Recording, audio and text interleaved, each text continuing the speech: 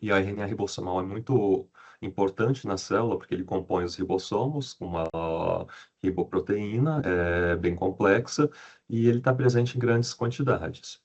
Então, nessa primeira etapa, quando a gente extrai esse RNA das células, se a gente simplesmente falar, vamos tentar sequenciar tudo, é uma bagunça. Então, a gente já tem que começar a planejar desde o começo. Em ciências no geral, o desenho do experimento é muito importante, porque essa metodologia, apesar de já existir algumas, acho que NGS, algumas décadas, pode falar, uns 20 anos, ainda é caro. Então, ainda é caro para você fazer um transcriptoma, ou se você quiser uma técnica um pouco mais simples, que também faz o RNA-seq, é caro para fazer um microarray. Então, nós temos que planejar muito bem o experimento. Então, a primeira pergunta é, qual tipo de RNA eu estou interessado em extrair? Se eu estou interessado em extrair, que geralmente é verdade, os RNAs mensageiros, para a maior parte dos casos, por quê? Porque são aqueles RNAs que vão codificar as proteínas. Então, a quantidade desse RNA, ou seja, a expressão do gene desse RNA, ele vai estar relacionado, muito possivelmente, à quantidade da respectiva proteína na célula. Se a gente está interessado nele, a gente vai fazer uma seleção por poli-A. Essa seleção utiliza sondas que vão ligar a essa cauda de poli-A, que é uma marca de RNA mensageiro, e a gente consegue selecionar por essa marca. Outra opção da gente fazer é uma ribodepleção, se a gente quiser extrair tudo menos o RNA ribossomal. Lembrando novamente, como o RNA ribossomal é muito importante, tem grandes quantidades dele na célula. Então, em vez de filtrar o RNA mensageiro, a gente filtra o RNA ribossomal e sequencia o resto. Isso é interessante se a gente não está só interessado em RNAs mensageiros, como nos outros não codificantes que tem na célula. Outra opção também, que pode estar associada a essas técnicas, é fazer uma seleção de tamanho, também com base em coluna ou mesmo gel de agarose. Não sei se ainda é tão utilizado isso na literatura, mas a gente consegue selecionar mais ou menos o tamanho dos fragmentos ou dos RNAs que a gente quer. Então, no caso de microRNA, que são RNAs menores, talvez seja mais interessante. A próxima etapa, lembrando, o RNA não é uma molécula tão estável quanto o DNA. Então, a próxima etapa é a gente fazer uma síntese do que a gente chama de um DNA complementar. Então, com base numa fita de RNA, a gente vai fazer uma fita híbrida de DNA. Então, cada base ATCG do RNA vai estar pareado a uma base de DNA. Depois a gente degrada o RNA e vai ficar só com DNA. E com base no DNA, a gente consegue fazer nossa biblioteca para o sequenciamento. Como o Vitor comentou ontem sobre as técnicas de NGS, eu também observei que no questionário de segunda-feira vocês estavam interessados em NGS, então eu deixei um pouco mais detalhado aqui. Um dos métodos mais utilizados para o sequenciamento de nova geração é o Illumina. O Illumina ele vai pegar essa biblioteca e vai ler ela em pedacinhos, vai ler ela em fragmentos. Vamos ver como funciona. Basicamente, a gente vai ter a nossa biblioteca fragmentada. Lembrando que o Illumina só consegue ler pedacinhos de 75 a 200 pares de base, dependendo da tecnologia utilizada. E a gente vai colocar adaptadores nas pontinhas desse fragmento, com a DNA ligase. Lembrando que aqui já não é mais RNA, é cDNA. Tem a mesma sequência do RNA, só que muda aquele par de base, o U ah, é, por T. Desculpa, fugiu. E a próxima etapa, então, nessa plaquinha aqui do Illumina, ele tem flows, né? Tem canais para a gente colocar as amostras. A gente vai colocar essas amostras com o RNA fragmentado, com os adaptadores, e nessa plaquinha vão ter primers que vão se parear com esses adaptadores. Então, quando a gente coloca nosso RNA nessa plaquinha, essa pontinha dos adaptadores vai se ligar às pontinhas dos adaptadores, dos primers que estão na plaquinha, e aí a gente vai conseguir fazer uma amplificação, que chama amplificação em ponte. Nessa amplificação, a intenção nós temos poucas moléculas de RNA. Se a gente tentar obter um sinal com elas, vai ser um sinal muito fraco. Então, vamos multiplicar, vamos amplificar essas moléculas para conseguir obter um sinal mais forte para o nosso equipamento ler. E com essa amplificação, a gente faz o uso da biotecnologia, utiliza uma DNA polimerase e vai aumentando a quantidade, vai fazendo cópias dessas fitas aqui. Quando a gente tem bastante cópia, a gente vai ter clusters, que vão ser basicamente clusters baseados numa única sequência. Então, cada cluster teve origem a uma única fita de cDNA, ou uma única dupla de cDNA, né? E eles são cópias idênticas uma das outras. Essas etapas, no Illumina, elas são feitas com lavagem. Então, a gente vai colocar os reagentes, vai fazer a amplificação, daí a gente lava, daí vai colocar o próximo reagente para a próxima etapa. A próxima etapa, então, é a síntese de uma fita complementar. E aqui a gente chama sequenciamento por síntese, porque cada vez que a gente vai colocar, for sintetizar com uma DNA polimerase de novo, ela vai carregar uma marcação fluorescente e essa marcação vai brilhar quando a gente incidir o laser nessa placa. Então, se a gente olhar, por exemplo, no sensor, nós vamos ver esses spots, esses clusters, brilhando com as cores relativas a cada uma dos nucleotídeos que estariam nessa sequência. Essa metodologia já é antiga, hoje em dia mudou um pouquinho. Eu vou mostrar logo para vocês como que está atualmente, principalmente a placa que mudou. Isso melhora bastante a precisão. Antigamente nós conseguimos sequências muito curtas também. Hoje em dia as sequências já estão muito mais longas nas últimas gerações de aparelhos da Illumina. Então, a próxima etapa, cada ciclo de síntese, a gente vai ver um brilho em cada um desses spots, o aparelho vai marcar as cores, e com base nessas cores em cada um desses spots, ele vai deduzir que esse cluster aqui, que teve origem a um único RNA, tem uma sequência de cores. Então, ele consegue montar essa sequência, esses reads. Depois, são as etapas de bioinformática. Tá bom, como que é agora? Agora nós temos uma flow para um aparelho mais moderno. Em vez de colocar naquela flow contínua que é todo mundo numa superfície, nós temos esses pocinhos. Então, por uma metodologia que, em vez de antigamente, era a gente coloca o reagente, lava, coloca mais reagente, lava. Aqui, assim que a molécula de DNA complementar chega em cada um desses pocinhos, a amplificação já começa. Então, esse pocinho já tem os reagentes prontos para realizar essa amplificação. Isso daí é uma tecnologia muito interessante da Illumina, que garante que cada pocinho vai ter só uma molécula. Então, se chegar uma molécula diferente aqui, um outro cDNA, querendo se juntar nesse cluster, já amplificou, não cabe, não tem mais adaptadores, então ele vai ser obrigado, não vai ser obrigado, né? Aleatoriamente ele vai acabar em outro pocinho. E aí, da mesma forma, nós fazemos a emissão de um laser e em cada ciclo de síntese nós vamos ter um brilhinho que o aparelho vai ler. Outra vantagem também é como nós sabemos onde a região do pocinho, o aparelho já consegue ter as coordenadas exatas para procurar o brilho. Então, isso daí aumenta muito a precisão. Essa daqui é o processo de sequenciamento clássico da Illumina. É, Existem outras plataformas também, como o Vitor comentou ontem, isso daqui seria um sequenciamento de segunda geração, já temos sequenciamento de terceira geração. Eu vou falar um pouquinho também, porque é muito interessante para a RNA-seq. E vocês podem observar também que o RNA com ajuda a gente utiliza aquela enzima que eu comentei segunda-feira também, a transcriptase reversa, para conseguir produzir o DNA com base nesse RNA. Então, essa tecnologia, mesmo fazendo a síntese, fazendo a leitura do DNA, ela consegue, ela consegue ler o RNA por causa que está tendo o DNA complementar como intermediário. Muito bem. Então, podemos começar para a próxima etapa, que é o processamento dos dados. Aqui, nós temos outra referência que é interessante, mostrando duas opções na hora de montagem. Isso daqui, para a parte clínica, geralmente nós utilizamos a montagem com base no genoma de referência, mas se algum de vocês pretende ir para uma pesquisa mais básica ou trabalhar com outros organismos que não foram identificados ou em algumas condições específicas, eu vou comentar também sobre a montagem de novo.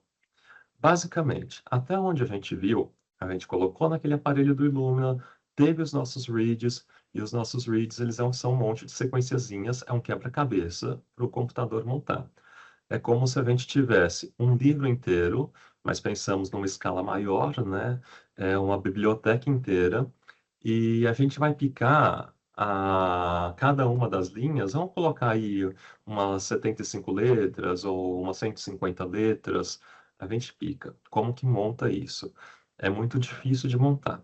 Se a gente tiver um genoma de referência, que, como o Vitor comentou, né, que teve o projeto do genoma humano, então o pessoal estava tentando gerar um genoma para conseguir definir qual que seria a sequência média de um ser humano.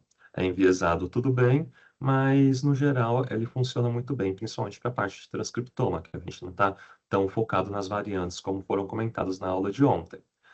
Então, quando nós temos esse monte de sequenciazinhas, se a gente tem um genoma aqui em verde, por exemplo, uma sequência para alinhar, é a mesma coisa do que a gente tem uma outra biblioteca do outro lado, com todos os livros escritos, a gente olha aquele pedacinho de frase e procura no livro onde está a mesma frase. Computacionalmente também é trabalhoso, mas é muito menos trabalhoso do que se você tentar juntar um pedacinho do read no outro, porque eles têm sobreposição. Como a gente está fazendo sequenciamento em bulk, a gente está olhando muitas células. Então é esperado que o mesmo pedacinho seja sequenciado várias vezes. Como, por exemplo, aqui nesse exemplo, a gente teria três genes diferentes, o gene vermelho, o gene azul e o gene verde. Quando a gente alinha no genoma, esses reads eles podem ter sobreposição. Então, esse read mais de baixo ele vai alinhar esse pedacinho, o do meio vai alinhar um pouquinho mais para a direita, esse terceiro é quase igual ao primeiro, então ele alinha aqui, mas eles têm sobreposições. E se a gente não tiver um genoma de referência, o que que a gente vai ter que fazer? É esquece isso e tenta só olhar para essas sobreposições entre os pedacinhos. Isso daí é muito mais custoso computacionalmente. Mas, em termos de transcriptoma, é muito valioso para a gente descobrir isoformas de genes. Porque quando a gente tem a expressão de um gene, nós podemos ter uma coisa que chama splicing alternativo. Então, o mesmo gene, ele pode ter sequências de RNA mensageiro um pouquinho diferentes. Então, eu mostro isso mais na frente. Depois a gente vai quantificar essa abundância e seguir para as próximas etapas do pipeline. Vamos focar aqui no alinhamento com o genoma de referência, que esse, de novo, são situações muito pontuais que a gente usa. Então, o pipeline padrão é esse processo, né, esse sequenciamento com base em Illumina que eu mostrei, ele vai gerar reads.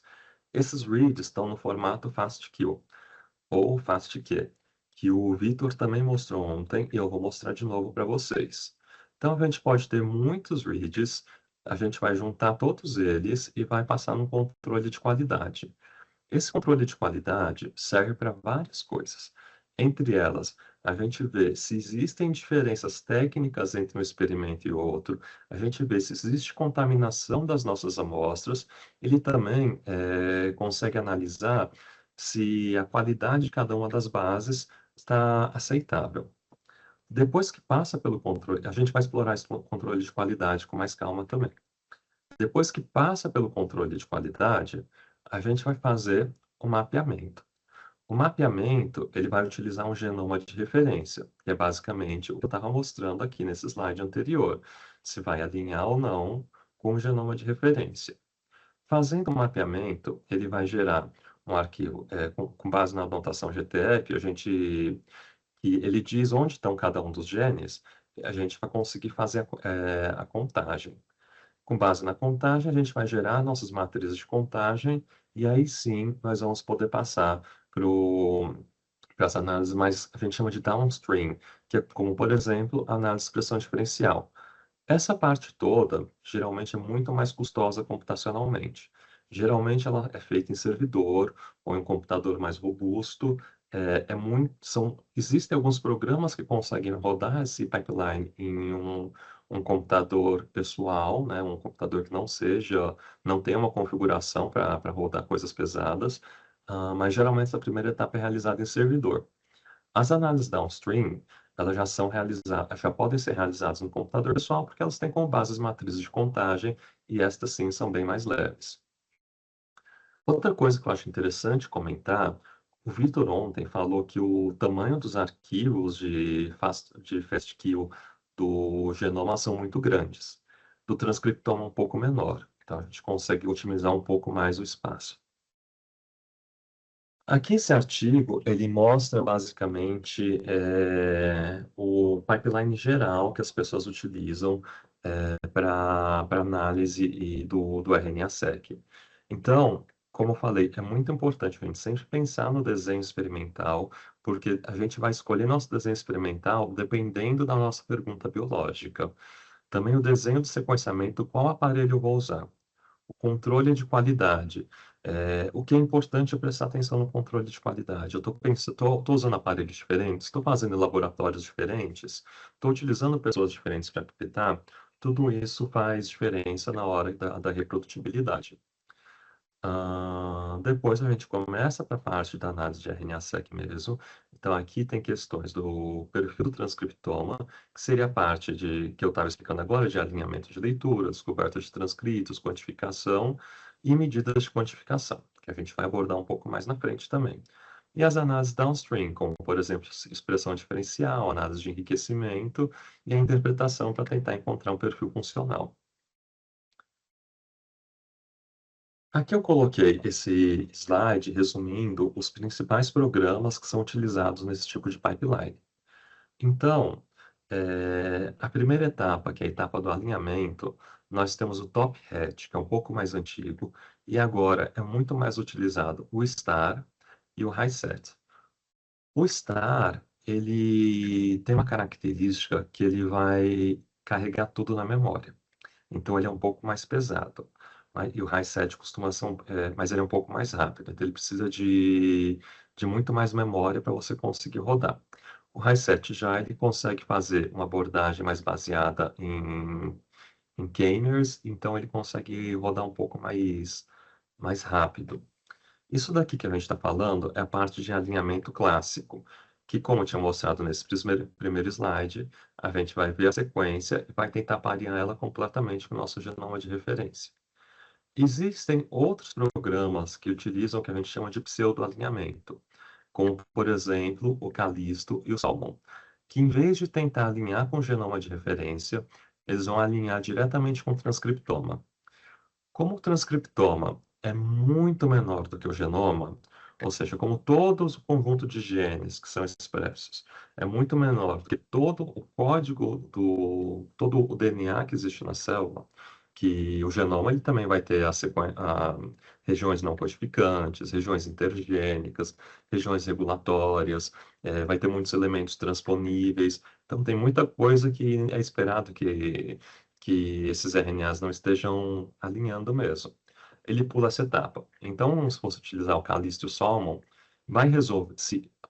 Voltando, pergunta biológica. Eu só quero ver, só quero conferir se o meu transcriptoma está de acordo com o que já é descrito na literatura e conseguir quantificar meus genes com base nisso. Ótimo, você pode usar um pseudo-alinhador. Caso contrário, você tem que usar um alinhador. Por quê? Porque, de novo, aqui a gente consegue investigar melhor splices, isoformas novas, isoformas que não foram descritas, coisas que ainda não estão descritas na nossa referência. Perfeito. A próxima etapa, depois de alinhar, no caso da gente estar tentando buscar isoformas novas, né, ou fazendo o transcriptoma de novo, nós vamos utilizar esses programas aqui. Mas o pipeline mais comum é passar direto para a quantificação, que é com base nos reads, nas posições dos reads que estão alinhados, a gente conseguir quantificar quantos reads estão em cada transcrito, ou em cada gene, nesse caso, né? O Callisto e o Salmon também fazem isso, então eles pulam a quantificação. Então, além de alinhar, eles já trazem a quantificação para a gente. Depois de quantificar, nós temos que fazer normalizações, como, por exemplo, exemplificado o TMM aqui. Essa normalização é muito importante para a gente reduzir o que a gente chama de efeitos, variáveis confundidoras. Em inglês, talvez vocês tenham visto como batch effects. E após a normalização, a gente consegue prosseguir para as análises downstream. Agora, vamos passar etapa por etapa, com um pouco mais de calma, para entender melhor como funciona. O Vitor já mostrou isso, mas eu acho bacana mostrar de novo, que esse daqui é o arquivo FASTQ de um read. Tá? É uma única sequência de tamanho 42. Esse read, ele vai ter o identificador, que começa com arroba, depois vai ter uma descrição, que pode ser o barcoding dele, é, e o tamanho. Depois, a gente vai ter nossa sequência bruta, o que ele conseguiu inferir com base naquele brilhinho, né, que eu mostrei no sequenciador do Illumina, ele consegue montar essa sequência. Só que às vezes o brilho está mais forte, às vezes o brilho está mais fraco, às vezes tem dois spots, um em cima do outro, então um brilho vai influenciar no outro. E para isso, a gente vai ter os valores de qualidade. A qualidade é muito importante para a gente garantir que esse par de base que a gente está lendo, ele realmente é isso. Quando a gente está falando de variante, isso é muito mais importante, né? Porque imagina que você está fazendo uma chamada de variante, de repente está vendo que aquela região está com uma qualidade muito baixa. Bom, com base nesse arquivo FASTQ, a próxima etapa, então, é o controle de qualidade e trimagem. Eu tenho aqui dois exemplos, eu vou abrir para vocês. Ele já estava aberto, mas como caiu energia e fechou tudo, a gente vai junto. Aqui seria um arquivo do FastQ. O FastQC, ele é um programa que analisa a qualidade, tá? Dessas amostras FastQ. E esse exemplo seria um controle positivo, ou seja, é o que a gente espera ver quando a situação está boa. E eu tinha. Então, aqui a gente vai ter a qualidade da sequência por base. Então, aqui no eixo Y, a gente vai ter cada uma das posições das bases.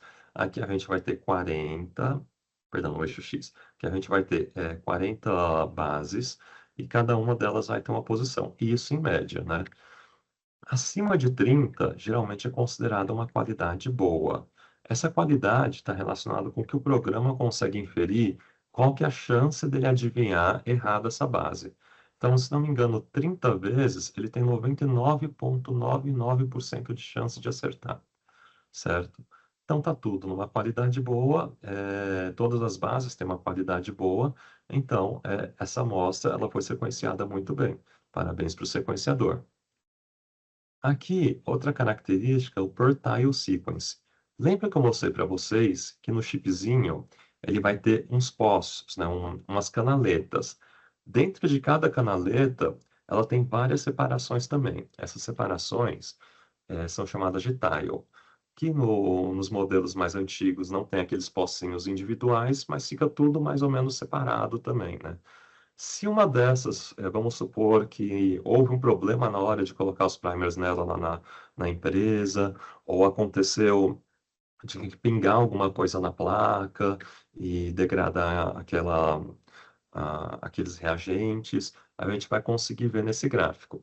Aqui no exemplo positivo está tudo azul, porque todos os tiles estão perfeitos. Então, todas as sequências que foram geradas em cada parte da placa está perfeita. A próxima parte é o score por sequência. Então, aqui a gente vai ter uma coisa relacionada a essa qualidade, mas é um score com base na quantidade de reads. Então, aqui no eixo Y, seriam as quantidades de reads. E aqui a gente vê que a qualidade média por read está muito alta, está em 37. Lembrando, de novo, acima de 30 já é super boa. Então, aqui está perfeito também. Então, vamos para o próximo. Aqui no próximo, a gente olha a qualidade por base, perdão, a quantidade, a proporção de cada um dos pares de bases. E para que isso daqui serve? Para ver se nossa amostra está enriquecida para algum tipo de par de base. Então, vamos supor que haja alguma contaminação, como, por exemplo, contaminação de algum adaptador que não foi removido, ou contaminação de algum organismo que é muito rico em algum tipo de par de base, a gente vai conseguir começar a ver alguma discrepância nesse gráfico também. Como todas as posições dos nossos reads, daqueles fragmentos sequenciados, está com uma proporção parecida de cada uma dos pares de base, né, do ATCG, então tá ótimo, também passa no nosso controle de qualidade. Joinha para ele, tá verdinho. O GC também é muito importante a gente ver, por causa que também está relacionado com essa proporção geral aqui, mas ele também pode estar relacionado a amostras muito enriquecidas em GC, elas já sofrem mais para dissociar na hora dos ciclos de PCR. Então, por um problema técnico, o GC é um pouco mais difícil de amplificar. E aqui a gente também consegue visualizar isso. O N seria bases que a gente não está definidas. Se a gente voltar aqui para a nossa apresentação, aqui a gente tem todas as bases A, T, C ou G. Se tivesse um N no meio, significa que a gente não conseguiu decidir qual que é essa. O brilho falhou, não conseguiu ler nada, estava muito sobreposto, e vai ter uma qualidade ruim, obviamente. Aqui a gente tem tudo 0% de N, então ele conseguiu ler perfeitamente todas as bases. Aqui também a gente observa, nesse gráfico, o tamanho médio de cada uma dessas sequências. E o tamanho está em 40 para os 250 mil reads que a gente tem nessa amostra. Não tem nenhuma de 39 ou 41. E é o que a gente espera mesmo, porque o Illumina já é preparado para fazer aqueles 40 ciclos de amplificação.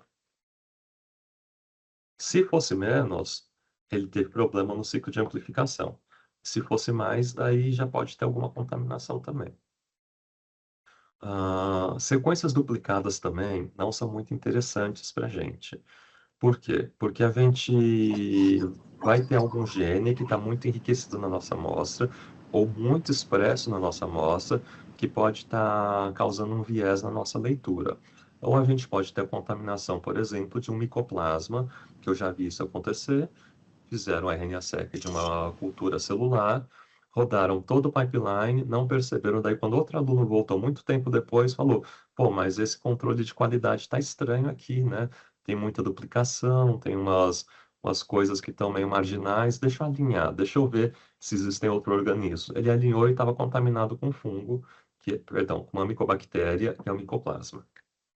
Então, a gente espera que não exista nenhuma sequência muito representada, ou seja, que a gente não esteja vendo só um gene ou que não tenha contaminação.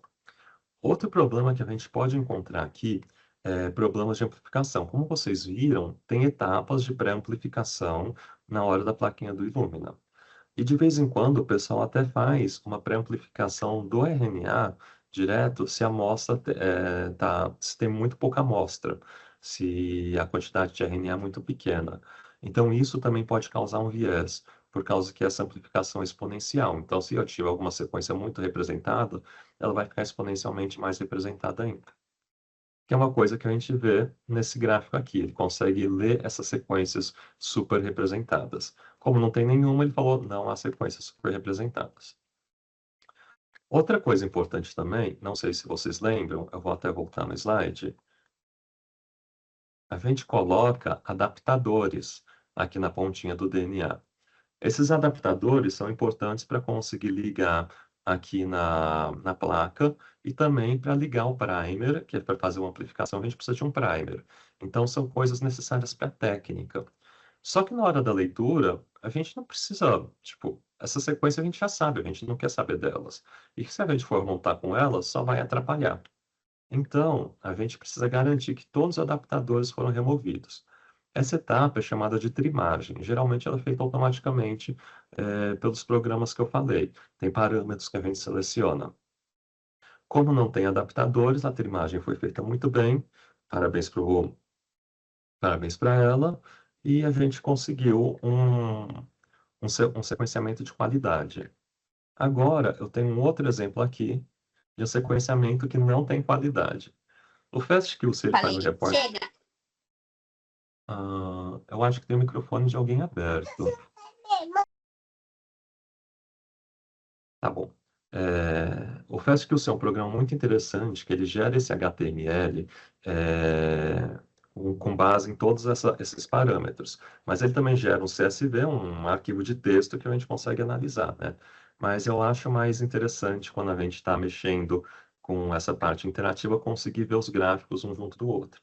Tem um outro programa também que chama MultiQC, que ele consegue juntar vários reportes do FastQC. Porque aqui a gente está olhando amostra por amostra. Imagina se a gente olhasse, estivesse trabalhando com 50 amostras, 100 amostras. Não teremos mão de obra para conseguir analisar todas elas, né? Então, a gente consegue juntar todo esse sumário. Primeira etapa, então, vamos olhar a sequência, a qualidade por base. A gente vê que no começo a qualidade está boa e depois ela começa a decair muito. Essas barrinhas vão vindo muito para baixo, chegando nessa zona vermelha de qualidade baixa. O que isso significa? Que provavelmente houve problemas na amplificação. Os primeiros ciclos de amplificação ocorreram bem e depois a qualidade caiu muito, começou a ter muitos erros e o programa já não tem mais confiança que aquele par de base que ele está afirmando que realmente é ele. Ele não consegue botar uma chance tão boa de ser. Em seguida, é aquela história dos tiles, né? Dos pedacinhos da flow das células que podem ter tido algum erro. Geralmente isso daqui é uma coisa mais técnica, tá? Então pode ter vindo um erro de fábrica, que é raro, ou pode ter caído alguma coisa, arranhado. Então a gente vai ver que as sequências que foram sequenciadas em cada um desses pocinhos, desses pedacinhos, elas vêm de baixa qualidade. Então já seria interessante a gente não utilizá-los. Da mesma forma, a gente tem nosso gráfico de qualidade por reads, então aqui tem a contagem de reads, e aqui tem os picos de qualidade deles. Então, a qualidade média ainda está boa, mas a gente tem um outro pico com uma qualidade que já não está tão boa assim. O que faz nesses casos? Que eu acho importante comentar. Joga fora? Não precisa jogar fora, a gente consegue mexer um pouquinho. Se a gente tem bastante reads, a gente pode falar, vamos filtrar todo mundo de qualidade ruim, vamos tirar esses pocinhos, vamos tentar não utilizar essas amostras, ou utilizar os últimos pares de base, por exemplo, vamos usar só até o do 1 ao 30. Então a gente consegue ter essa flexibilidade. A gente vai mexendo, vai passando pelo controle de qualidade, quando tiver aceitável, a gente continua com o alinhamento. Aqui, se vocês lembram bem, era uma reta, mostrava que em todas as posições existia a mesma quantidade a mesma proporção de cada uma das bases. Aqui, por exemplo, na posição 1 ou 2, a gente vê que essas proporções são bem diferentes. Isso daqui tem cara, para mim, de ser um adaptador, que pode ter sobrado um pedacinho. Às vezes não foi trimado direito, às vezes utilizou um adaptador de um outro fabricante, né, na hora de fazer, por informática, tirar essa pontinha. Então, isso daqui é outra coisa também que tem que prestar atenção. O GC também não está de acordo com o que a gente esperava no modelo, né? Com base no nosso genoma de referência, a gente esperava que o genoma seguisse essa distribuição azul, aqui ele não está seguindo. Então, isso daqui também pode levar a entender que pode ter alguma contaminação. A gente tem uma falha de leitura, muitos Ns, é, são leituras duvidosas nessas posições também. E aqui tudo bem, aqui pelo menos a amplificação funcionou da forma que a gente esperava, os 40 ciclos ocorreram. Ocorreram com qualidade ruim? Ocorreram com qualidade ruim, mas funcionou. Então, aqui a gente viu que não temos nenhum com 39 ou com 41. Aqui a gente também vê que a gente tem bastante sequência duplicada, com mais de 1.000, uma proporção de quase 20% de duplicação de sequências desse tamanho aqui. É, Isso daí é preocupante, também tem cara de contaminação. Se a gente tiver, por exemplo, um organismo com genoma muito pequeno, como o micoplasma, ele vai estar enriquecido, provavelmente essas duplicações estão enriquecidas do genoma dele. E aqui é aquelas sequências super representadas, né? Aqui ele tenta bater em bancos de dados, como por exemplo, se fosse um banco de dados. Existe um recurso chamado BLAST, que ele tem dados de DNA de basicamente todos os organismos que a gente conhece. É um banco de dados muito grande. Então, a gente pode pedir para o FastQ bater essas sequências que estão muito duplicadas lá. Porque se for contaminação, a gente vai ver micoplasma aqui, ou vai ver alguma outra bactéria. Ou, de repente, a gente está analisando um DNA de porco e vê DNA humano. Então, provavelmente, são as células da pele de alguém que ficam escamando e caindo normalmente, que isso é comum, que caíram no pocinho enquanto ele estava preparando as amostras. Contaminação cruzada, nesse caso. Aqui a gente tem, por exemplo, uma dessas enriquecidas é um primer, que é parecido com o adaptador, né, que está na pontinha lá. Então, realmente existe uma contaminação que a gente poderia trimar, ou poderia tirar isso daqui. Aqui a gente vê que tem um pouquinho de adaptador também no finalzinho. Então, dá para trimar um pouquinho mais, mas não é tanto também. Mas na hora de alinhar pode atrapalhar. De qualquer forma, com o resultado desses, eu tentaria melhorar um pouco a qualidade. Se vocês conseguirem mexendo, tirar um pouquinho, filtrar sequências com qualidade ruim, pode ser que vocês consigam um bom resultado também.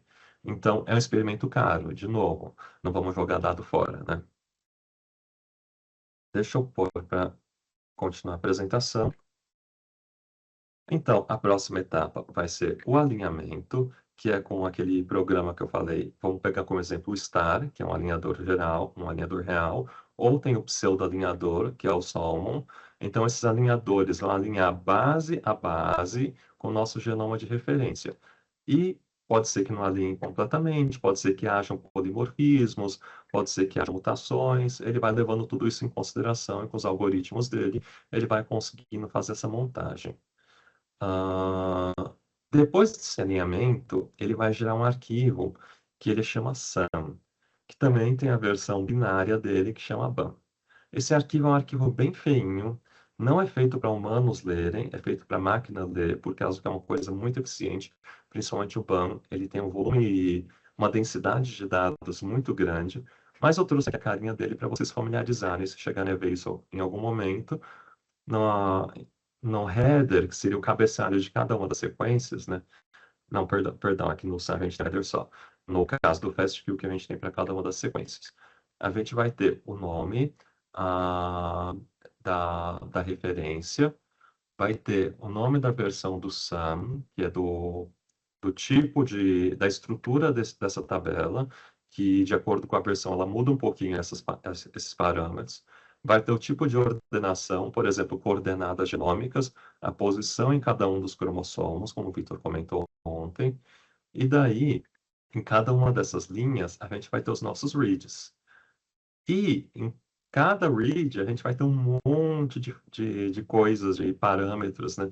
De características, que é, por exemplo, esse aqui, o name, que é o nome desse read, a flag, que mostra, por exemplo, aqui está mostrando que está alinhada no sentido forward, ou a referência, a posição, um map que, se não me engano, é um índice de qualidade também. Esse daqui, o Sagar, ele tem várias flags que mostram os tipos de modificações ou de mutações que ocorreram dentro dessa sequência.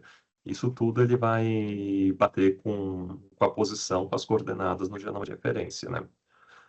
E assim em diante. Mas, como eu falei, não é uma coisa que a gente geralmente mexe diretamente, os programas mexem para a gente. A próxima etapa, então, é a quantificação. Então, depois que a gente fez nosso alinhamento, nós vamos ter esse monte. Aqui nós temos nossa sequência de RNA, fizemos o cDNA, passamos pelo programa, fizemos nossa filtragem, passamos pelo programa. Agora a gente tem nossos reads, alinhou nossos reads e agora a gente precisa fazer a quantificação. Então, até aqui esse SUM, ele vai dar essa informação. Onde pretinho aqui cada um desses reads, onde eles batem no nosso genoma de referência. Vale a pena lembrar também que os nossos genes, eles têm o que a gente chama de introns, que estão aqui em verdinho nesse gene, e o exon, que está aqui em cinza. Para o nosso RNA, ele só vai ter intron. Então, perdão, ele só vai ter exon, porque o RNA sofre a excisão dos introns nas etapas de processamento, né? É, e esses gaps aqui é onde a gente vê como que funcionam esses padrões de exons. Então, aqui, por exemplo, o nosso sequenciador, ele vai olhar a quantidade de reads que estão mapeados em cada um dos genes e vai conseguir dar um número. Então, fala, aqui a gente tem 3, aqui a gente tem 2, esse daqui a gente tem um só, né? Um transcrito só, né? E isso daqui ele faz com base em estatística, porque existem outros parâmetros. O tempo é muito curto para a gente falar de todas as características do RNA-seq, mas tem outra, de NGS. Mas tem características, como, por exemplo, a cobertura e a profundidade, que dizem quantos reads a gente espera que mapeiem cada pedacinho, tá? Então, ele vai levar tudo isso em consideração. E daí ele consegue quantificar quais genes estariam mais expressos do que os outros. E agora, seguindo esse padrão que eu estou mostrando para vocês os formatos, a gente tem, finalmente, nossa matriz de contagem. Essa matriz é o ponto final desse pipeline, que geralmente é feito em servidor, e a partir disso a gente pode pegar e começar a analisar no nosso computador. Então, ela vai ter nas linhas cada um dos genes e nas colunas cada uma das amostras. Então, a amostra 1 a gente vai ter 10 reads, a amostra para o gene A, para o gene C42, 103 e assim em diante. Daí você fala, eu já estou conseguindo ver aqui que no experimento 1 tem mais do que nesse azulzinho aqui, que também é do experimento 1. Então, está mais expresso aqui? Não necessariamente. A gente ainda tem as etapas de normalização. E a normalização serve também para isso, para garantir que a gente não esteja comparando coisas diferentes.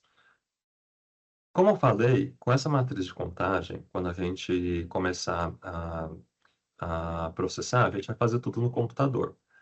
Eu queria chamar a atenção aqui, para quem programa em R, vai ficar feliz de saber que existe um repositório de pacote chamado Bioconductor, que ele é muito bom para bioinformática, e para essa parte de RNA-seq ele tem muita gente, uma comunidade muito forte, muita gente ajudando. E para quem não programa e quiser botar o pezinho na bioinformática, fica a dica de começar a brincar um pouquinho com R, que é uma linguagem bem fácil de aprender. Existem coisas da bioinformática em Python também, mas eu ainda acho que para algumas coisas como a RNA-seq, tem uma comunidade mais forte em R. E o Bioconductor, ele tem pacotes que fazem muitas coisas diferentes, tem pacotes que são muito acessados, pacotes que são menos acessados, e tem vários pacotes que fazem as análises downstream de RNA-seq também. Tá bom, vamos voltar para a normalização depois desse parênteses, né? Por que que a gente normaliza? Porque a gente quer ter tudo na mesma escala. A gente quer comparar banana com banana e maçã com maçã. Pera, mas como assim? Ficou meio confuso. Então vamos lá. Aqui a gente tem um artigo que ele explica bem, ele dá vários exemplos de como que essa normalização ela pode distorcer a falta da normalização pode distorcer os nossos dados. Nesses casos, a gente tem a condição os genes 1, 2 e 3, eles têm a mesma expressão. Na condição B, o gene 3, ele está bem mais expresso. Só que o gene 1 e 2, eles continuam estáveis. Mas quando a gente olha aqui os reads que estão alinhando em cada pedacinho do gene, a gente vê que a gente tem mais reads alinhados no gene 1, mais reads alinhados no gene 2 do que aqui. E aqui, quando a gente olha a quantidade de RNA mensageiro, elas parecem a mesma. Por quê? Porque está acontecendo uma depressão do RNA desses dois em virtude desse gene que está muito mais expresso. Então, basicamente, quando a gente está pensando na nossa plaquinha, aqueles pocinhos, eles estão sendo ocupados pelo gene 3 e deixam de ser ocupados pelo gene 1 e 2. Significa que o gene 1 e 2 estão menos expressos do que na outra condição? Não, mas quando a gente olha os dados brutos, parece que sim. Então, esse é um dos exemplos como é importante a gente conseguir fazer essa normalização. Aqui, outro artigo falando da normalização. Ah, Aqui ele também utiliza essa comparação com genes que a gente vai ter uma quantidade menor de sequências, uma quantidade maior de sequências. Então, aqui a gente está olhando o gene A no experimento A que a gente está olhando no experimento 1, aqui a gente está olhando o GNA no experimento 2, só que a gente, por bancada, a gente sabe que eles têm a mesma expressão. Mas quando a gente vai fazer o sequenciamento, a gente vai ter muito menos reads mapeando nesse gene aqui do que aqui. Daí você fala, olhando aqui tem 4, aqui tem 8, então tem menos nesse do que nesse. Errado. Acontece que nesse daqui, a biblioteca final de RNA tinha 20 milhões de reads. E aqui tinha 50 milhões. Significa que aqui ele foi capaz de sequenciar muito mais reads do que aqui. Mas por que isso? Não devia ser tudo igual? Deveria. Só que os reagentes eles podem ser de lotes diferentes. A pessoa pode ter pipetado um pouquinho mais de uma coisa em uma do que na outra. Essa, essas variáveis confundidoras, elas têm um efeito muito forte nos experimentos. Então, faz parte da normalização tentar entender como que se dá essa variação e tentar reduzir ela também. Aqui também é outra coisa importante para falar de normalização. Acho que ainda estou em tempo. A gente tem um gene A que é pequenininho e um gene B que é grandão. Se a gente pensa que esse gene vai ser picado e jogado na plaquinha do sequenciamento, o gene A vai ter menos pedacinhos quando ele for picado. O gene B ele vai ter muito mais pedacinhos. Então, quando o gene A for sequenciado, ele vai ter menos reads do que o gene B. E isso é esperado, porque ele é menor. Se a gente for comparar o gene A com o gene B, a gente vai ter que levar o tamanho deles em consideração. Então, para alguns experimentos, a gente tem que fazer normalização, que a gente leva isso em consideração. Para quem está acostumado, talvez tenha gente que vem de bancada aí e faz muito PCR em tempo real, geralmente utiliza um controle interno para normalizar a expressão dos genes. Nesse caso, se for fazer uma coisa parecida, a gente precisa fazer essa normalização com base em tamanho dos genes. Agora, se a gente quiser olhar o gene da amostra 1, com o gene A da amostra 1 com o gene A da amostra 2, os dois genes A vão ter o mesmo tamanho. Então, a gente precisa fazer a normalização pelo tamanho da biblioteca só. Não precisa levar em consideração o tamanho dos genes. Perfeito. E que tipo de arquivos? Isso aqui é uma pergunta muito recorrente também. Que tipo de normalização significa cada coisa? Aqui, Oi. a gente tem... Oi, irmão. Gente, tem microfone aberto. Aqui a gente tem os métodos de counts per million, normalização de CPM, que basicamente vai corrigir a profundidade, todos eles corrigem a profundidade, mas ele não corrige o comprimento. Quando eu falo profundidade, é aquela questão de ter mais sequências em uma amostra do que na outra, mesmo que elas estejam no mesmo nível de expressão. Ela também não faz correção com a composição da biblioteca e, por isso, ela não é indicada para análise de expressão diferencial. A já a TPM e a RPKM, elas conseguem fazer a correção do comprimento do gene.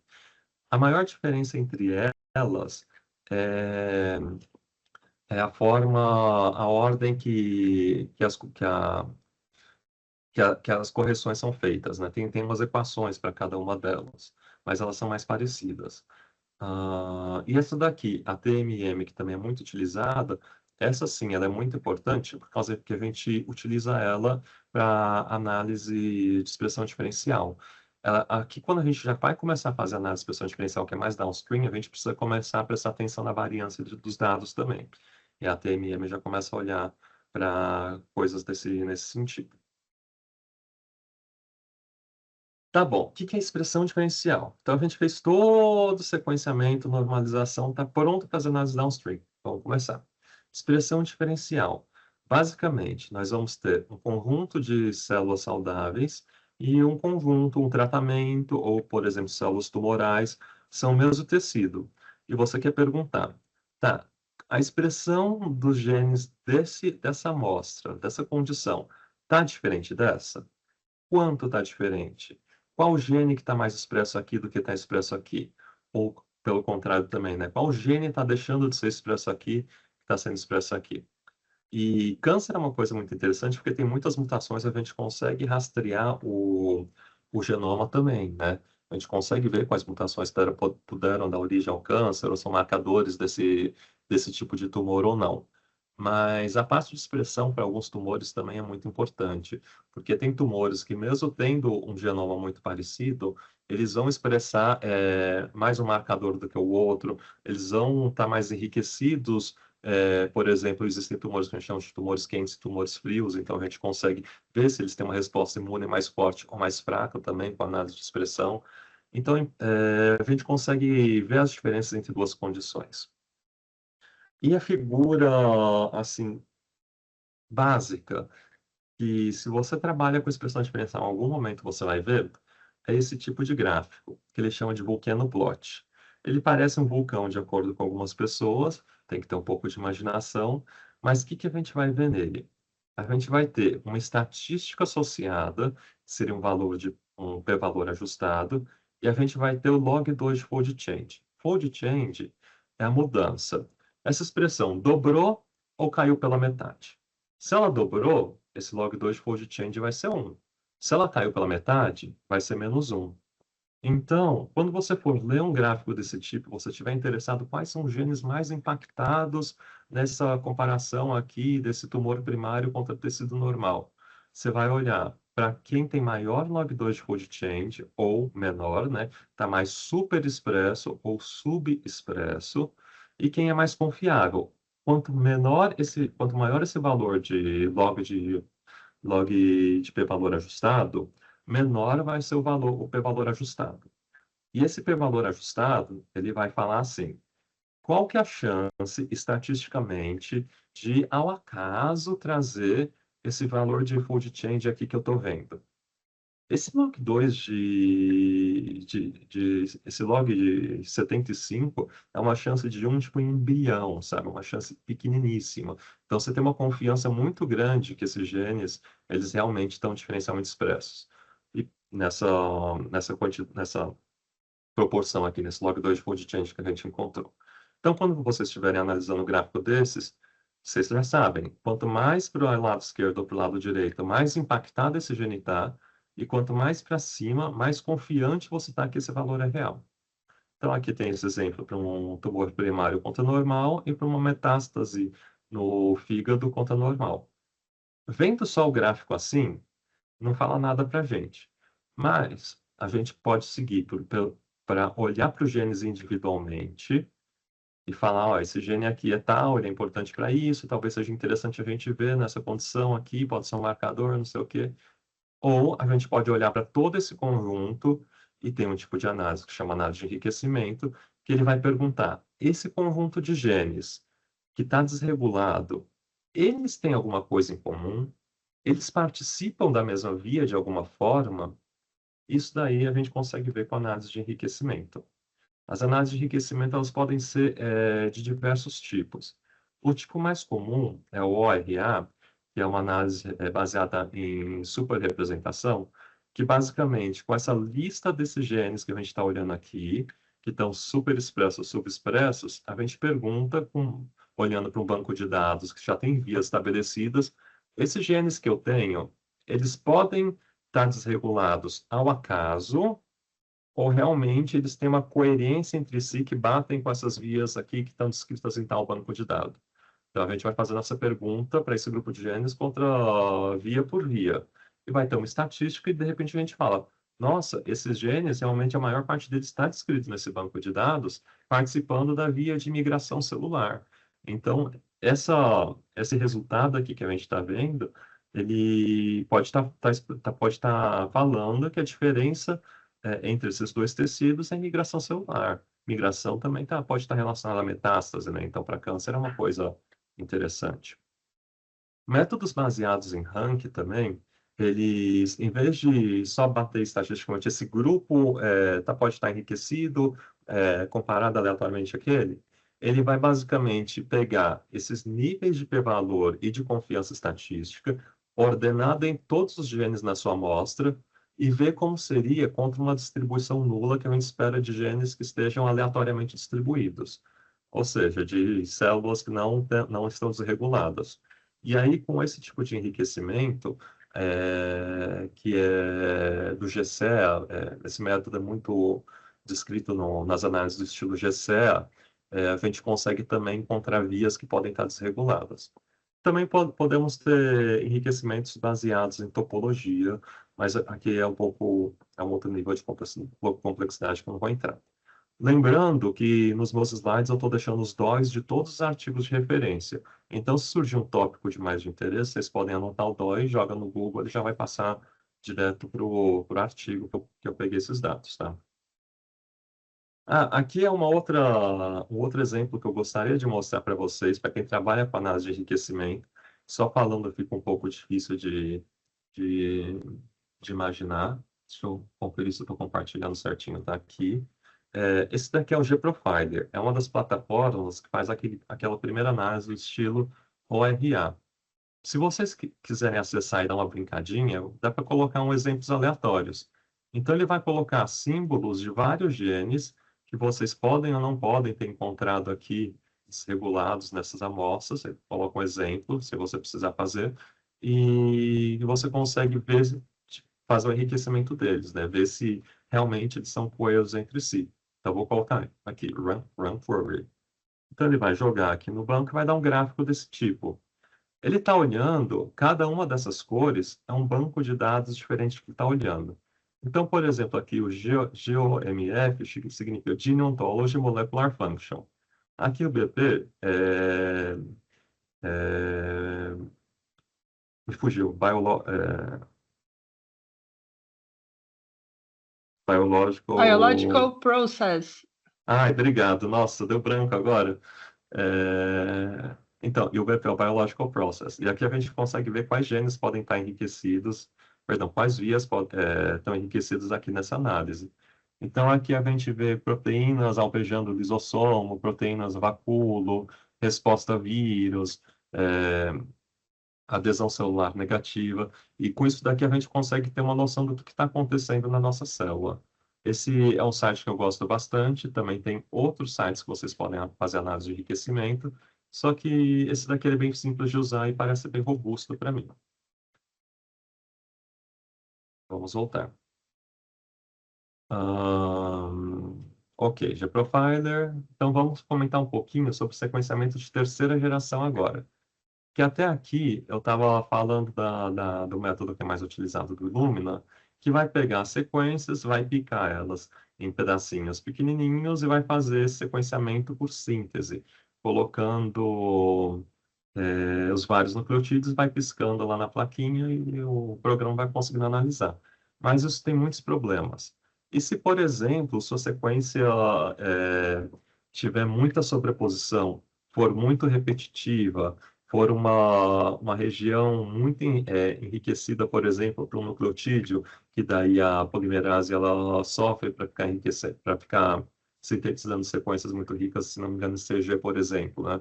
Ou se, por exemplo, você não sabe exatamente o splicing que está acontecendo no seu transcrito, ele não está muito bem descrito na literatura, podem ter várias situações assim que o Illumina já não cai bem. E daí surgiu essa nova geração, que tanto do PacBio quanto do Nanopore, que eles conseguem ler moléculas muito maiores. Você tem no PacBio, por exemplo, o tamanho do fragmento que ele lê, ele é muito maior, e esse daqui ele faz também uma síntese de cDNA, no caso do PacBio, você não está lendo direto o RNA, mas ele não tem o processo de amplificação, então você vai inserir um viés a menos na hora de analisar essa sequência. Deixa eu ver se eu coloquei o PacBio aqui. Ele é um... Quando eu falo terceira geração, dá a impressão que é desse ano, mas ele já está há uns bons anos aí no mercado, mas ainda não estão tão bem estabelecidos nos laboratórios, que nem o Illumina está. Basicamente, você vai ter sua sequência, vai colocar seus adaptadores, e daí você vai ter esse primer com a polimerase, que vai ficar fazendo a síntese de uma nova sequência com base nesse loop que ele gerou. Cada uma desses conjuntos vai entrar no pocinho, então a parte mais cara dessa tecnologia geralmente é a placa, né? E essa polimerase vai passando nesse loop e vai fazendo o sequenciamento por síntese, muito parecido com o Illumina. Só que a diferença é que aqui a gente tem um modo de conseguir aumentar muito a resolução para sequências longas. Então, por exemplo, ele pode ficar percorrendo a mesma sequência e ficar girando nesse loop infinitamente. Ou, se você não quiser uma sequência tão pequena, você pode colocar uma sequência muito grande, ele pode conseguir ter reads de mais 50 mil pares de bases. O,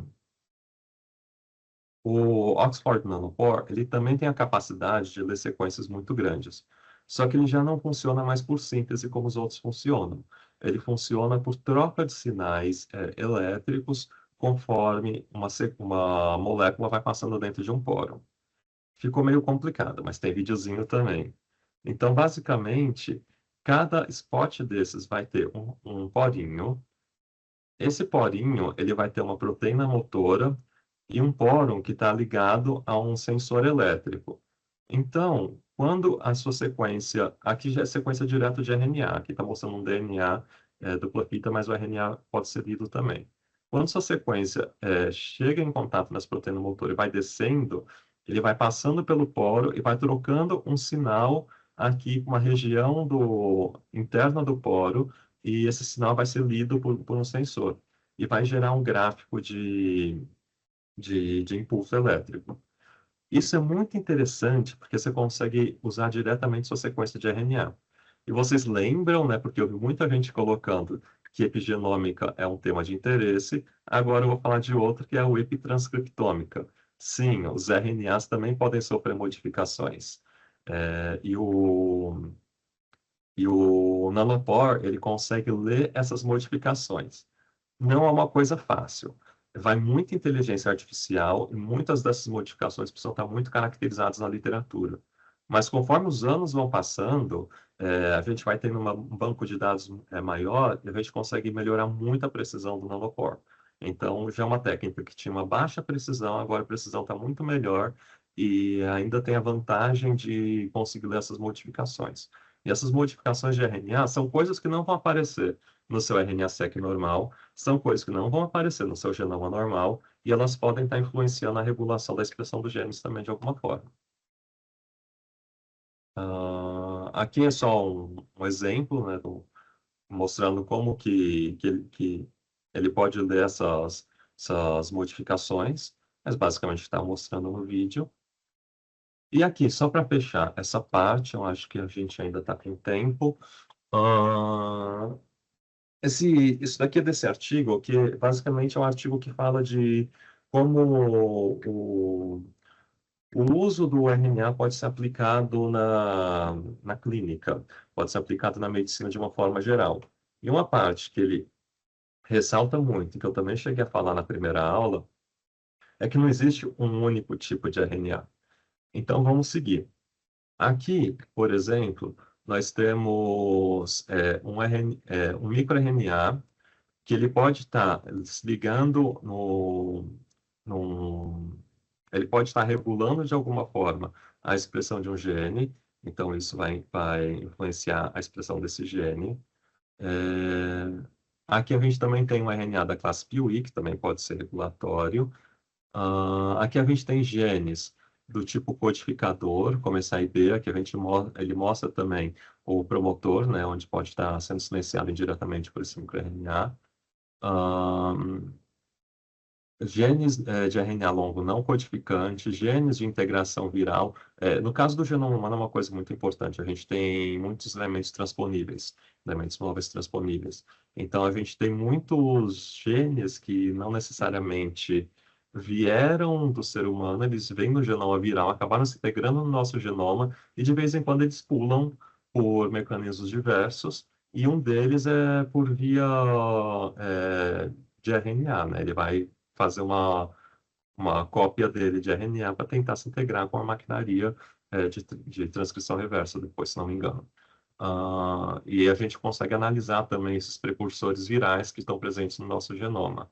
Aqui é o DNA, aqui já é a parte de RNA, né? Então, tem os precursores de RNAs longos não codificantes, de dos mensageiros, que nem desse GNB aqui. Aqui no gene codificador, acho que, se não me engano, o que ele estava mostrando é a questão do splicing alternativo, que esse gene ele vai ter o exon 1, exon 2, exon 3, exon 4, mas na hora de produzir o transcrito, ele pode escolher não utilizar um desses exons, ou você pode ter uma mutação num sítio que vai falar para ele não utilizar esses exons, e daí você vai ter um transcrito diferente do que você espera. Isso tudo pode acontecer, e na hora que você faz o RNA-seq, você tem que levar isso em consideração. DNA, DNA que codifica RNA ribossomal também. Aqui. E você também tem as modificações pós-transcricionais, né? Como, por exemplo, essa cauda de poliar que a gente utiliza para pescar os RNAs mensageiros quando a gente faz a filtragem, que eu falei no começo da aula, é um tipo de modificação. Aquelas outras modificações que eu mostrei também agora sobre o Oxford Nanopore também são modificações pós-transcricionais, que podem influenciar como esses genes regulam a expressão de outro, como esses transcritos podem regular a expressão. Ah, tá. Esse artigo é interessante, só que ele é bem denso. Eu trouxe isso só para ter uma visão que o processo não é tão simples quanto parece. Agora é uma parte interessante.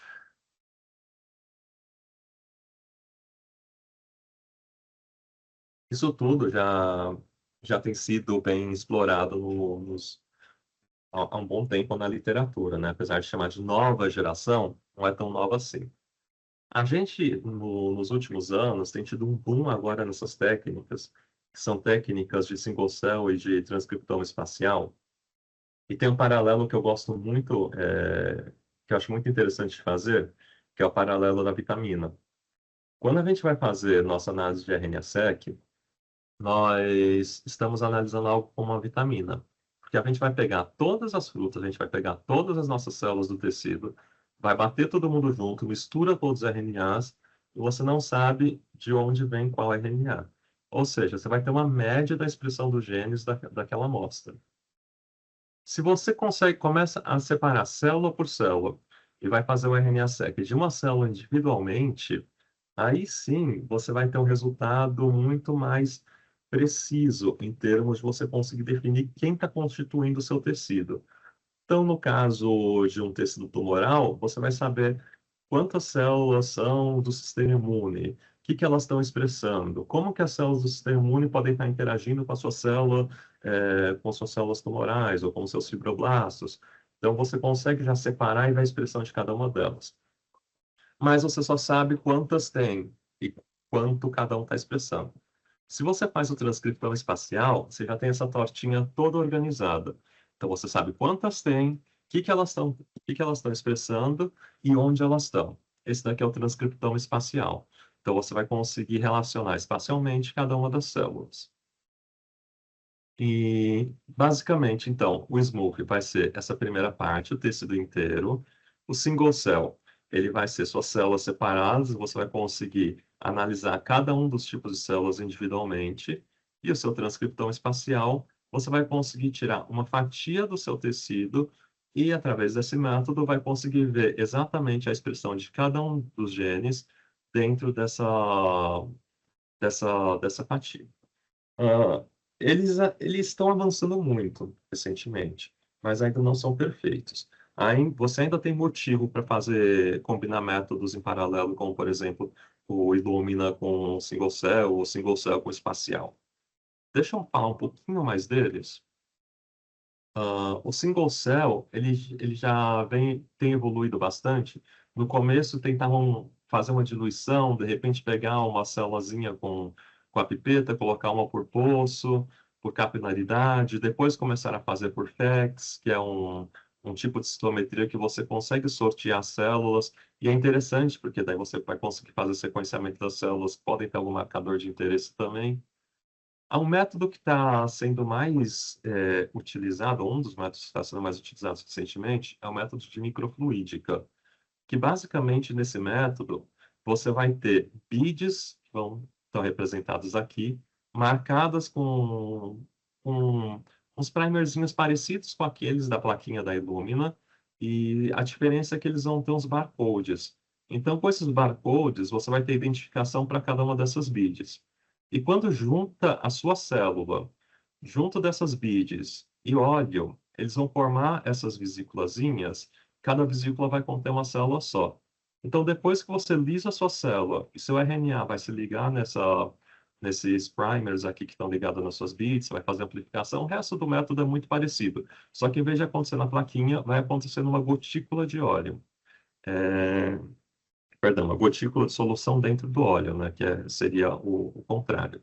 E cada uma dessas células, como vai ter o barcode, você vai conseguir dar um número para sua célula, para esse read. E depois que você dissocia todo mundo, você consegue juntar isso, remove as reads, tira esses bits aqui, você vai ter só as suas sequências que foram amplificadas, e as próximas etapas é o pipeline padrão que você pode fazer por Illumina. Então, você sequencia assim, e na hora de sequenciar, você vai ter um marcador para cada uma das suas células. Deixa eu ver se eu coloquei um videozinho aqui. Ah, eu ia colocar, mas acho que eu não achei nenhum que explicasse de uma forma tão rápida.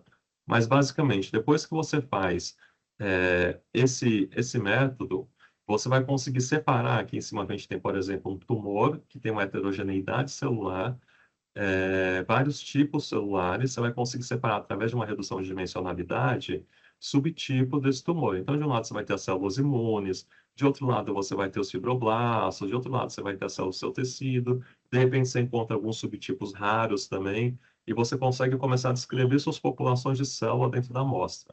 E vai mais, você ainda consegue fazer a inferência das redes regulatórias. Como uma célula está conversando com a outra? Será que tem uma célula que está secretando alguma coisa? Ou que tem algum receptor na membrana que vai acabar interagindo com uma outra célula? Com single cell você também consegue inferir isso. Você também consegue inferir, isso daqui é a trajetória, pseudotime, você consegue ver como as células estão mudando ao longo do tempo, como as populações podem estar se diferenciando entre diferentes tipos celulares. Isso daqui para o sistema imune é uma coisa bem interessante também. Então, o single cell dá muito mais opção, é uma coisa muito mais robusta, muito mais informação do que o transcriptoma normal. Problemas. A gente ainda tem uma profundidade muito pequena, porque como a gente olha o transcriptoma de cada uma das células, você não vai ter tantos reads por célula. Então, na hora de montar, você vai ter que fazer uma inputagem de dados em algum momento, tentar trabalhar com dados que você não sabe, com genes que você não sabe se não estão expressos, ou se por acaso você não conseguiu pegar eles porque não tinha read suficiente. Isso é muito mais forte para genes pouco expressos. Então, se você tem uma célula que está super expressando algum gene, os genes raros são muito difíceis de encontrar em single cell, mas ainda assim um método super válido. E dois exemplos aqui que eu trouxe para vocês de aplicação de single cell na clínica, né? Isso daqui pensando um pouco mais em medicina personalizada, também tem referência se vocês quiserem dar uma olhadinha aqui. Analisar a heterogeneidade, com base na heterogeneidade tumoral, você vai ter vários tipos de subpopulações. E será que esses tipos de subpopulações, algum deles vai ser mais resistente a um tipo de droga? Algum deles vai ser mais sensível? Então, na hora de você desenhar seu tratamento, você tem essa opção de conseguir analisar a susceptibilidade a determinadas drogas, olhando, por exemplo, a expressão de transportadores do tipo ABC, que são transportadores que vão eliminar drogas dentro dessas células, né? Então, a gente consegue ver isso por single cell. E outra coisa bacana também é fazer a biópsia líquida, né? Ver as células que estão circulando no sangue, e conseguir caracterizar elas. E daí você vai conseguir ver que, por exemplo, não tem só marcadores de tumores quando você faz uma biópsia líquida. Você pode analisar RNA circulantes ou não codificantes circulantes e falar, isso daqui é marcador de tumor. Esse paciente pode estar com algum tumor, pode estar desenvolvendo algum câncer. Mas com single cell, se você olha direto a célula, você consegue ver que tipo de célula é, quais são as marcas dessa célula, qual que é o, o nível de expressão de alguns marcadores, pode dar a intenção se elas são mais susceptíveis a algum tratamento ou não. Você pode ter bastante informação com o tipo de biópsia líquida também. Você não precisa fazer a biópsia do tumor, né? Ah, E só para completar aqui, a gente está falando de RNA-seq, né? Mas a gente tem muitos outros tipos de ômicas que dá para fazer com single cell também.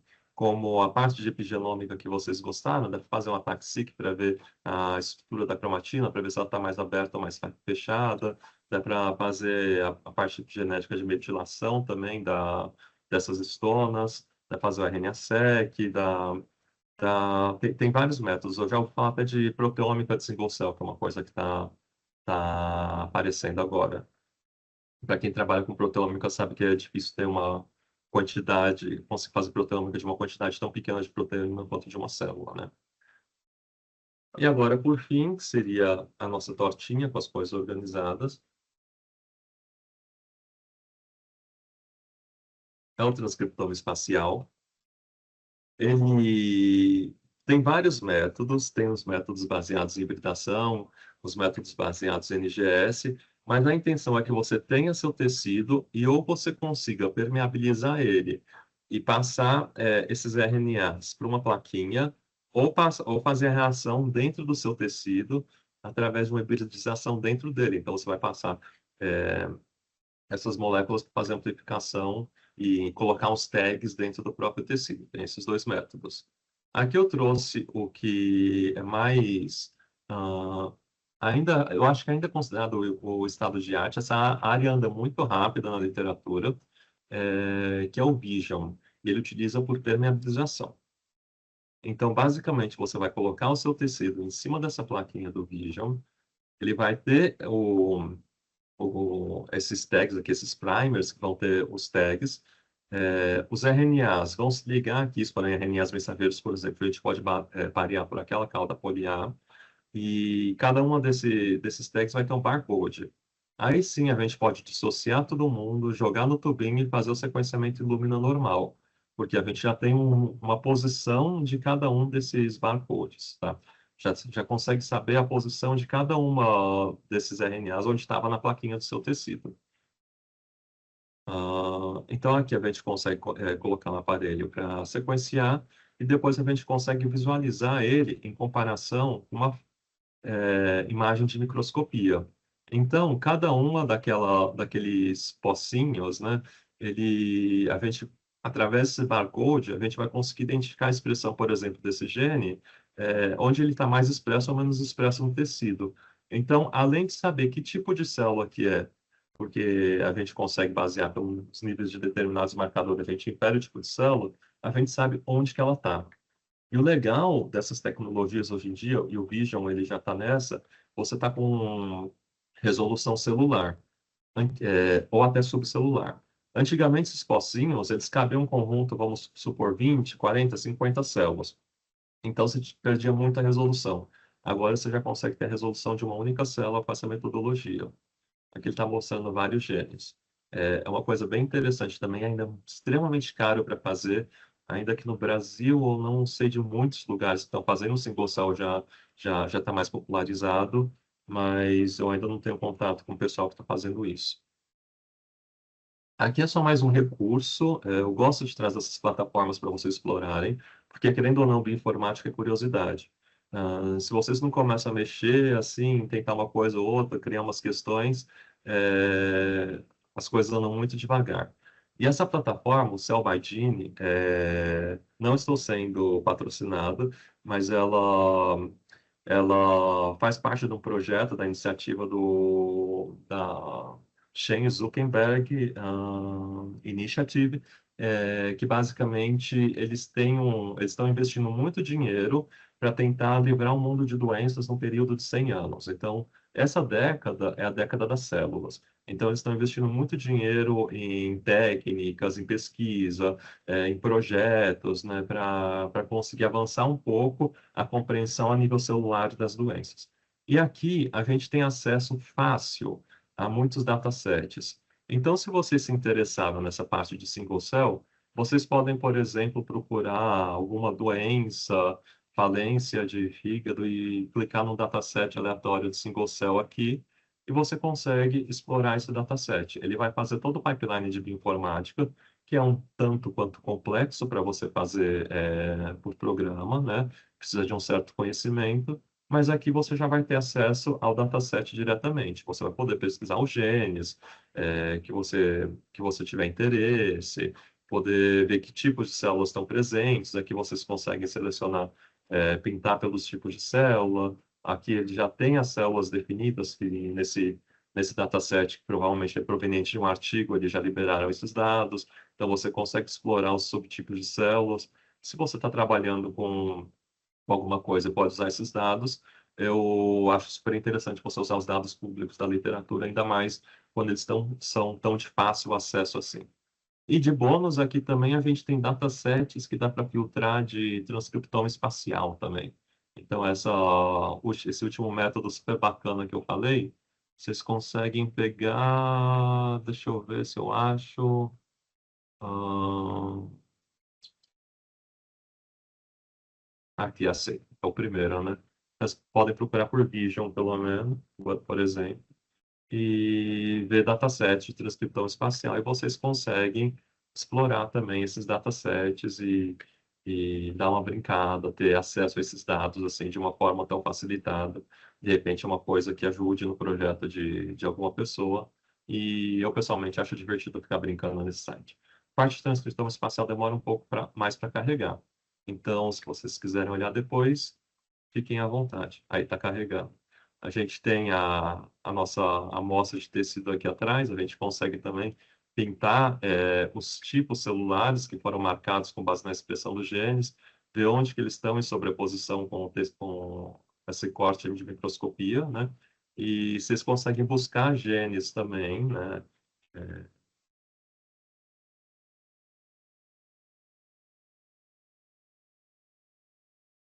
Vocês conseguem buscar genes, mas não está carregando, tá demorando aqui, não está abrindo ainda. Mas depois vocês carregam, espera um pouquinho, dá para brincar. Vamos voltar aqui, ainda temos um tempo. Tá, agora eu trouxe alguns exemplos, né, como que o RNA está sendo utilizado na parte de medicina de precisão. Esse artigo aqui, inclusive, já é um pouco antigo, ele é de 2016, e dá para mostrar que existiam várias técnicas que estavam sendo usadas nessa época, como, por exemplo, eu gostaria de mostrar técnicas de microarray, ou microarranjo em português. Essas técnicas, elas são muito parecidas com o princípio do RNA-seq, só que é um passo anterior. Elas são técnicas mais básicas, que basicamente você vai ter um chipzinho, cada pocinho do chip você vai ter uma sonda para um RNA específico, e você vai conseguir quantificar com base na hibridização, né, na quantidade de RNAs que vão se ligar nessas sondas em cada um desses poços. Mas ele dá um resultado bem mais limitado para o RNA-seq, mas para algumas coisas, como diagnóstico, é muito mais barato, né? E isso já vem sendo utilizado na medicina de precisão há bastante tempo. Aqui, por exemplo, avaliação de nódulo tireoidano, provavelmente para ver se pode ser um tumor ou não. Isso você pode fazer com base na expressão. Não só com microarray, né? Você tem técnicas que são mais padrões, como o real time, eu vou mostrar outra aqui mais para frente. É, mas você também tem essas partes da questão regulatória. Quando a gente tem nosso gene, de novo, a gente vai ter nossos promotores, que são regiões regulatórias, aqui a gente tem nossos enhancers, que são potencializadores, e a expressão dos genes vai estar muito associada a quem está ligado nessas regiões. Então, se esses promotores e enhancers estão ligados aos fatores de transcrição certos, esse gene vai ser muito expresso. Se eles não tiverem ligados, eles vão ser menos expressos. Só que, de repente, se um desses genes tem uma mutação em regiões regulatórias, e você está olhando, chamando as variantes só no seu gene mesmo, é, você não vai encontrar essa mutação, você não vai ver essa variante.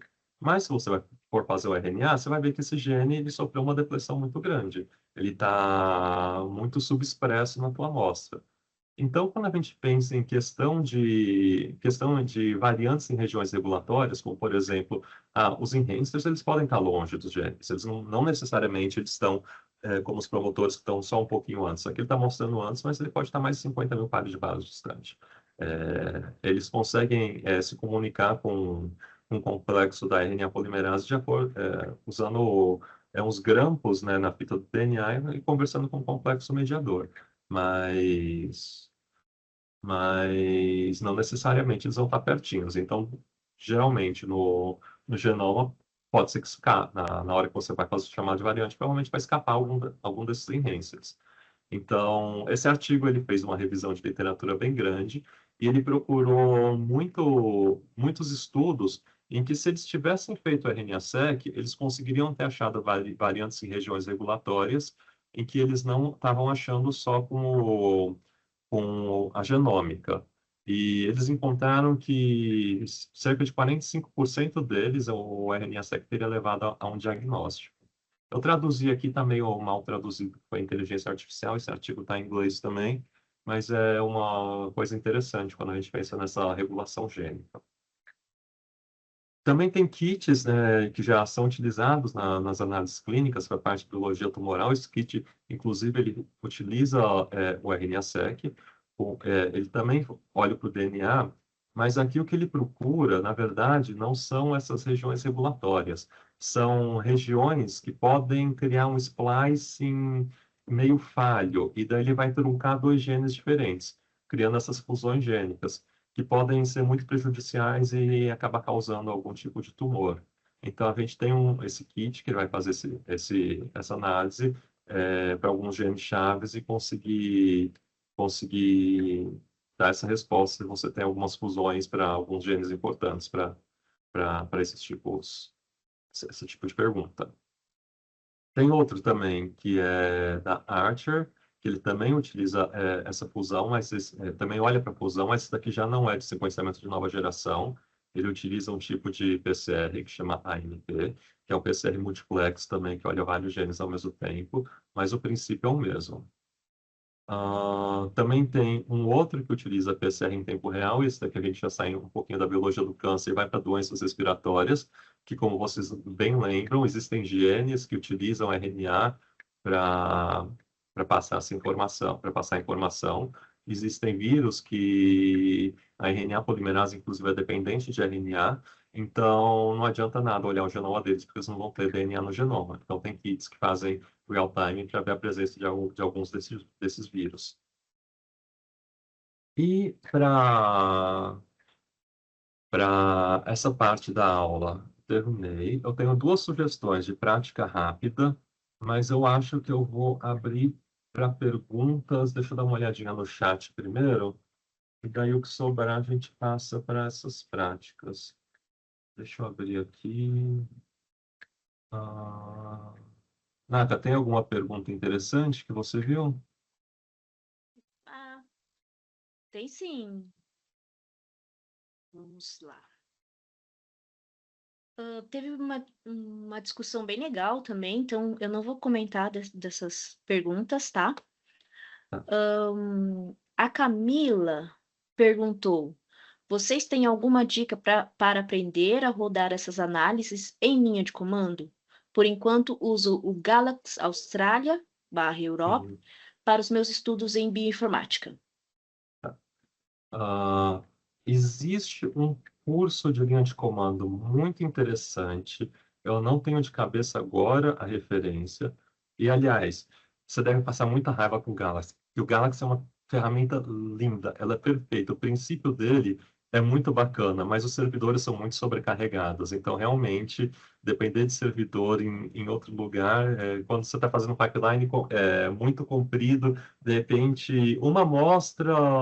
O pipeline quebra em uma amostra porque o servidor está sobrecarregado, é muito chato. Então, realmente é legal passar para a linha de comando.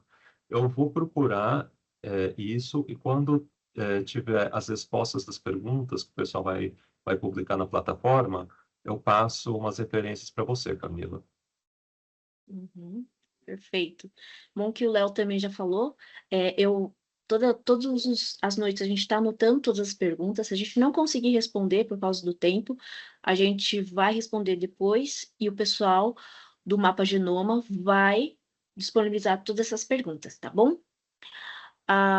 Outra pergunta da Ianca, espero que tenha acertado o nome. Toda avaliação de qualidade é igual quando tratamos de um sequenciamento de mRNA e de RNA total? Hum, eu não costumo trabalhar com RNA total, mas eu acho que se você estiver trabalhando com microRNA, talvez seja um pouco diferente Ah, sim, porque os tamanhos dele são bem complicados. Mas acho que a maior parte das características do controle de qualidade é parecida. Mas se você estiver trabalhando com microRNA, você vai ter que tomar muito cuidado com o tamanho deles, vai ter que ser menos criterioso na hora de fazer algumas filtragens. Então, eu acho que tem um pipeline especializado sim. perfeito. Arthur, se eu tiver trabalhando com muitas amostras e algumas delas não apresentarem um resultado bom do FAST-QC, o ideal é refazer a trimagem individualmente, com parâmetros específicos para cada uma delas, ou devo manter os parâmetros de trimagem semelhante entre as amostras? Ah, eu acho que depende muito. O ideal é sempre você ter as mesmas condições para todas as amostras, tentar manter sempre o mesmo padrão de trimagem. Mas aí tem que ver por que você está tendo menos qualidade ou está tendo, é, tá tendo mais adaptadores em uma amostra específica. Dependendo do caso, talvez você tenha até que remover a amostra se for muito diferente. Mas acho que depende muito da situação. Aí tem que dar uma pensada mesmo, viu? Certo. A Fernanda perguntou: é ideal analisar amostras sequenciadas em uma mesma rodada ou podemos analisar de rodadas diferentes? Essa é uma pergunta excelente. Quando você vai fazer a sua modelagem, você tem como fazer a correção dessas variáveis confundidoras. Então, o ideal é sempre você dividir as suas amostras da forma mais homogênea possível. Como assim? Em uma rodada, você tenta colocar um pouco de controle, um pouco de tratamento A, um pouco de tratamento B, se for possível isso, tá? Porque nem sempre é possível. Porque na hora que você vai fazer a, a modelagem e vai corrigir essas variáveis confundidoras, você vai conseguir comparar as amostras como se cada uma fosse um controle interno. Então, você consegue, tipo, basicamente tirar com essa variação do aparelho, né? Então, existem ferramentas que elas fazem esse sorteio, assim, para tentar distribuir bem suas amostras. Mas agora, né, eu esqueci o nome dela. Eu posso procurar também se você estiver interessado. Teve uma pessoa, que eu vou recuperar aqui o nome, que ela pediu a Ingrid. é, Se o senhor poderia explicar novamente o que está nessas tiras. E aí foi logo no início, então foi na parte quando você começou a falar de NGS. Tá. Acho que foi bem no começo, Ingrid. Aí eu vou pedir para você. Como que a gente faz? Eu não vou voltar lá agora, porque eu quero dar um pouquinho da prática, pelo menos falar. Mas essa aula vai ser liberada em algum momento, eu imagino, para você repassar. Se não, provavelmente está junto do artigo que eu coloquei lá. Você pode dar uma olhadinha também, que todas as imagens que eu coloquei, elas estão referenciadas. Acho que dá para passar. O resto das perguntas eu vou responder offline depois e a gente libera para vocês. E se eu achar essas tirinhas que a Ingrid falou também, eu dou um resuminho para ela. Uhum. Eu voltei, eu acho. Que ótimo. Ah, Você respondeu da Nara? que ela tinha perguntado mesmo? Essa é a última pergunta que está Não, no então chat. eu errei os nomes. Não, não. Não, não, Sabem tem como? a Ingrid, que é das tiras, e tem da Sim. Nara. Sabem como fica a qualidade de Isso. sequenciamento? O MGI?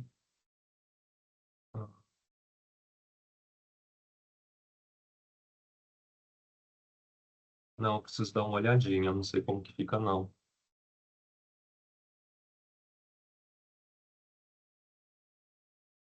Mas eu posso retornar para você depois também, né? Vamos lá. Aqui eu coloquei assim, eu falei que são práticas, mas eu acho que é mais para explorar mais bancos de dados, né? Que eu acho legal a gente explorar os recursos públicos e ainda mais o pessoal que está querendo entrar na bioinformática saber que existem opções que não precisa programar. Óbvio, se você começar a trabalhar muito com bioinfo, você vai acabar mexendo com um pouco de código em algum momento. Eu já tinha tudo isso aberto, mas vamos de novo. Aqui, é, eu queria fazer uma prática curta. Não sei se vocês estão familiarizados com câncer de mama, mas o câncer de mama tem vários subtipos. E os subtipos estão relacionados com a expressão de alguns receptores de membrana. São receptores de estrógeno, ou alguns receptores de outros hormônios. Daí você vai ter os subtipos do tipo luminal, pode ser luminal A ou luminal B, subtipo HER2, tem um subtipo também que é o basal, e TNBC, que não tem nada e é o mais difícil de tratar. E a gente podia dar uma olhadinha aqui nesse banco de dados de expressão de dados de tumor de mama. Então, se vocês forem aqui no CBioPortal, ele basicamente ele é um agregador de vários estudos de, de diferentes tumores. Ele tem dados de genoma e dados de transcriptoma também. A gente vai olhar um pouquinho dos dados de transcriptoma. Então, a gente pode procurar aqui o breast, procurar por mama, e tem vários tem vários estudos do câncer de mamas. A gente vai utilizar isso daqui, o Pan Cancer Atlas. E daí, dá para vir aqui embaixo no Query by Gene. E a gente pode procurar genes específicos. Se a gente procurar pelos perfis de mutação, a gente pode, mas como essa aula de RNA, vamos olhar para os RNAs. Então, vamos selecionar só o RNA mensageiro, e aqui é o tipo de normalização que a gente vai colocar. A gente pode colocar a segunda ou a terceira. A segunda vai fazer uma normalização em relação à média dos tecidos, e a terceira aos tecidos normais.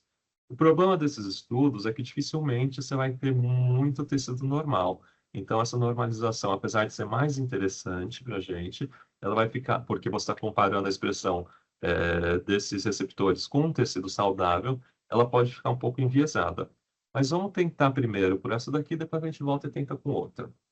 Aqui embaixo, aqui a gente vai colocar todas as amostras, a gente não vai estratificar elas. E aqui embaixo a gente vai colocar esses três genes. ESR1, espaço, PGR, espaço, ERBB2.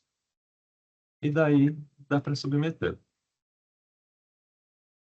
E olha que legal, aqui a gente consegue ver que existem três grupos diferentes. Alguns, esse SR1 está com uma expressão mais baixa do receptor ESR1, lembrando aqui que é do luminal. Os outros a gente não encontrou tanta diferença estatística. O PGR está mais baixo nesse grupo, cada tracinho desses é uma amostra, e esse RBD2 ele está mais alto nesse grupo. Daí vocês falam, mas tem mais amostras aqui, né? Então, aqui a gente consegue filtrar um pouquinho melhor os níveis de expressão. Vocês lembram quando você aquele gráfico Vulcanoplot? A gente falava, está muito impactado, o log2 de change está muito impactado, está muito desregulado ou não. A gente colocou que estava bastante. Então, a gente pode ir fazendo fine tuning, achando um número bom para a gente conseguir caracterizar essas amostras e ver quem está mais propenso a ser de cada um desses subtipos. Isso de uma forma bem básica, que a gente fez em um minutinho aqui, a gente consegue dar uma olhada na estratificação com base em expressão de receptores. Vou deixar para vocês brincarem com o outro pontos normais depois.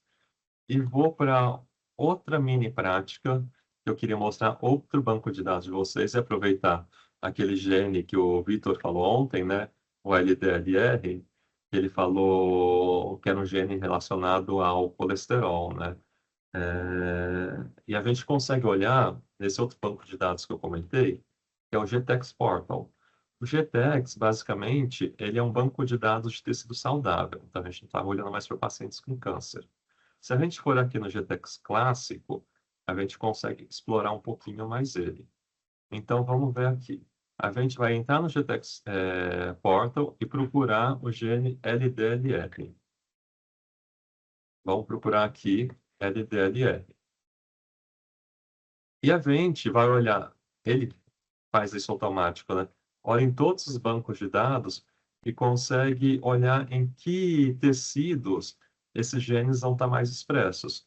Então, é esperado que você encontre tecidos que são mais relacionados, né, com, com a regulação do colesterol no sangue. Aqui a gente encontra também na glândula adrenal, encontra tecidos adiposos e no cólon também, né?